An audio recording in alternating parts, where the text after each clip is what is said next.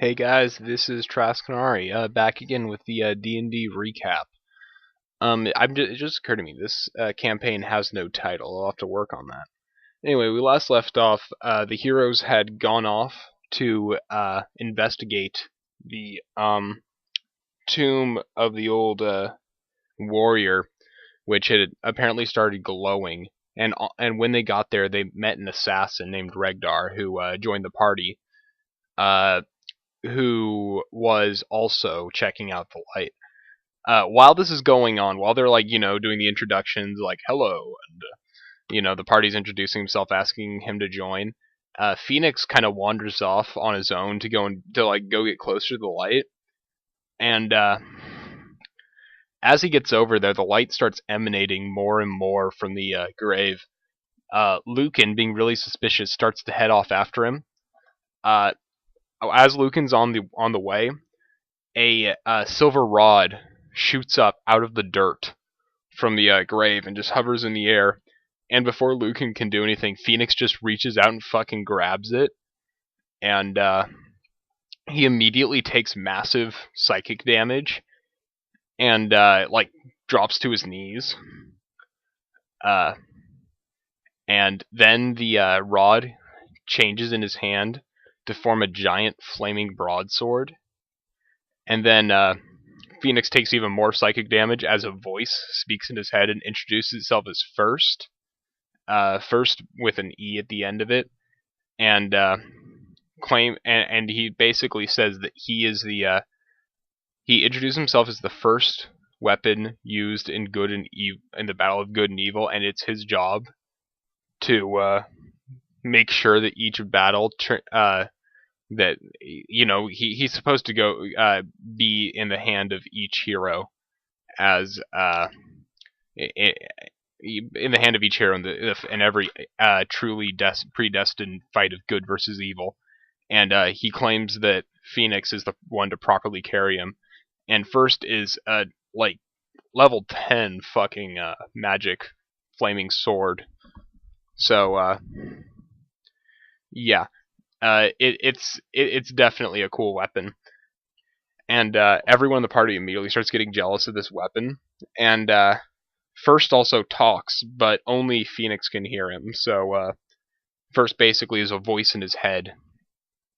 And so after they've done this, and they figured the light was coming from First, and it's like the light is no longer coming from the grave. They go back. With Regdar in the party now. They decide to go back to the ramparts, and on their way in, they find that the bodies that they made before had been cleaned up.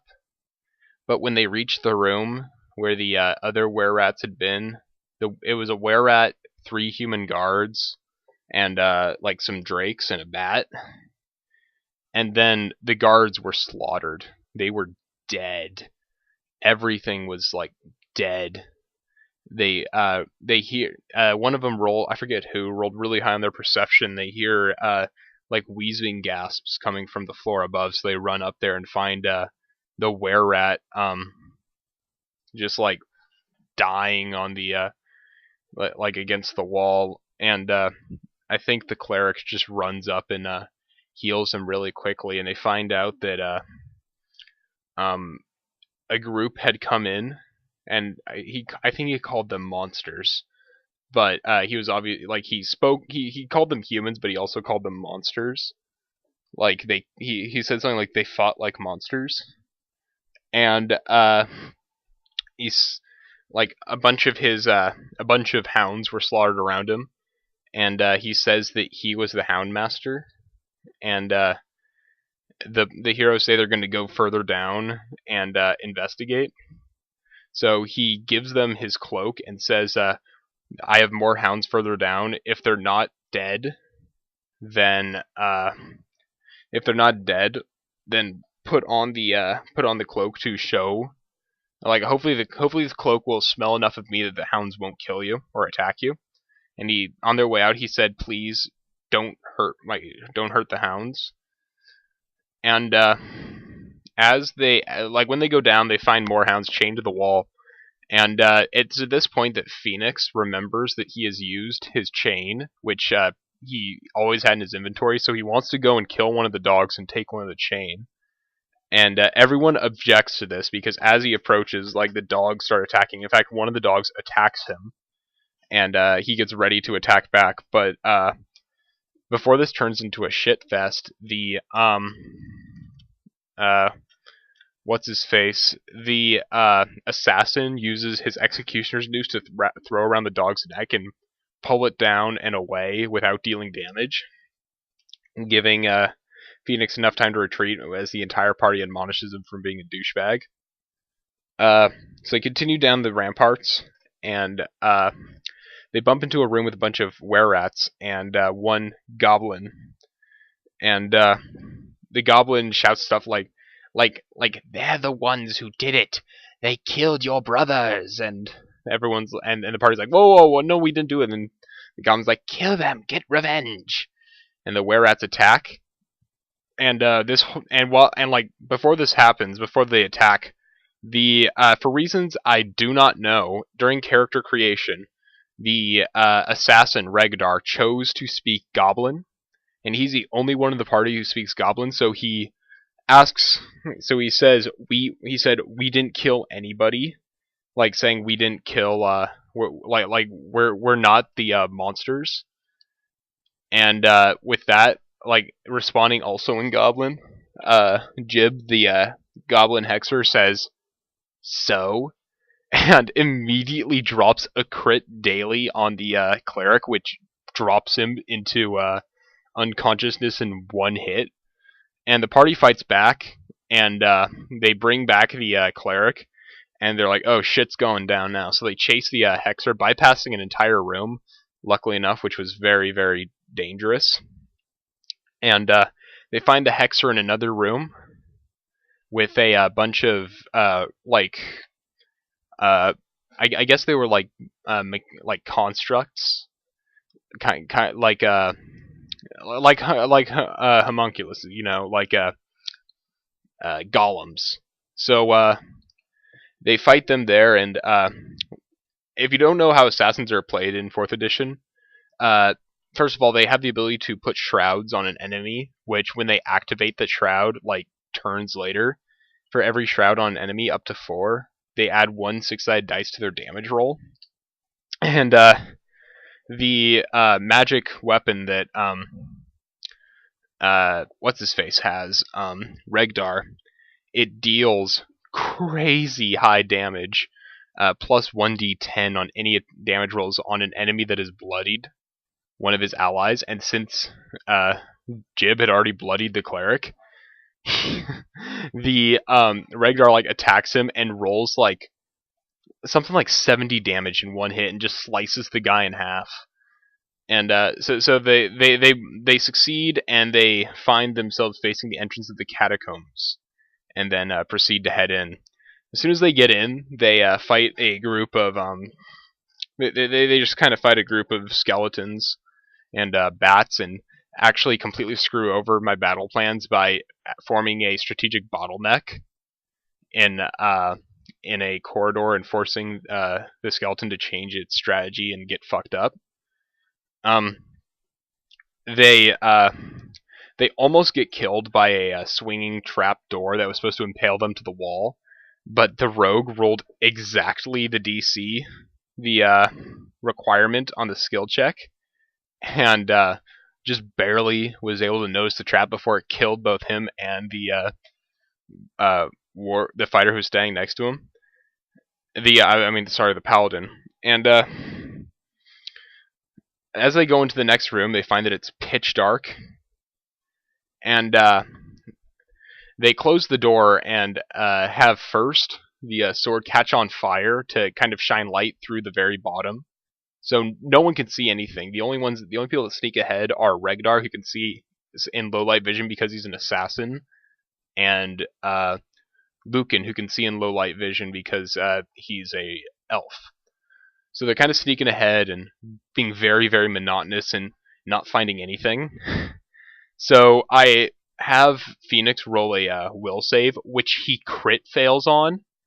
So First just latches into his mind and tells him to go ahead and seize the glory. So he fucking boots the door down and runs in with his sword on fire, completely ruining their stealth. But they find no enemies in the room. There's a canal running through the room, a grate crossing the canal, and then over on one side, a bridge crossing the canal next to a door.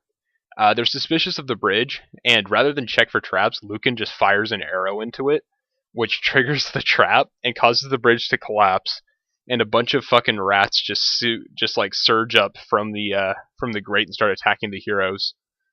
It's a fairly easy encounter, but I have a deck of cards that have critical failure events for combat. So the wizard, actually, the wizard's player had left early, and Nicole, Lucan's player, was taking over for him. So Vise critically fails a spell, and due to the card's events, he accidentally teleports right next to the tile right next to the rats, which happen to be above the canal.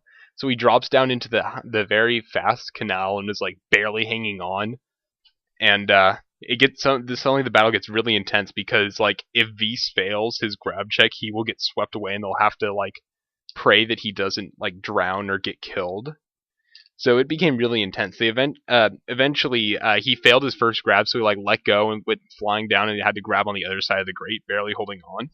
Suddenly, Firste transforms into a grappling hook and just like launches himself at the grate, giving Vise something to climb onto in exchange for Phoenix being unable to attack for a turn. So they managed to succeed and pull Vise up, and now I believe at the point we ended on, they had decided to take an extended rest in that room, kind of barricade themselves off and rest. And that is where our last session ended. So we are probably going to be continuing Monday. I'm recording this Monday morning / Sunday night. So later we're going to be continuing this, and I'll post a recap of that single session as soon as it happens and upload it. Thank you for sitting through all this. If you're watching this and you're like, I don't care about D&D, don't watch 45 plus minutes of me talking about D&D if you don't care about it. You're silly. That is all. The party has a lot to go through. Spoilers, they've got to get through the rest of this published adventure, and they're going through a mixture of some homebrew stuff with some intrigue, more skill-based stuff after this adventure. And then once they've leveled up a bit from that, and presumably done stuff with my homebrew things, they're going to be going into a adventure that should take them all the way to level 10 and help them hit that Paragon tier when they become they cease being heroes and become Paragons. But we still have more to do before then. They still must defeat the dangerous mysteries of the Scepter Tower of Spellguard, and for now, the dangers of the Catacombs. Thanks for sitting through it all. I thank you for managing to get through all of it. I enjoyed talking about it, and I'll enjoy talking about all the other sessions. For right now, I am Trasknari. I'll see you guys later.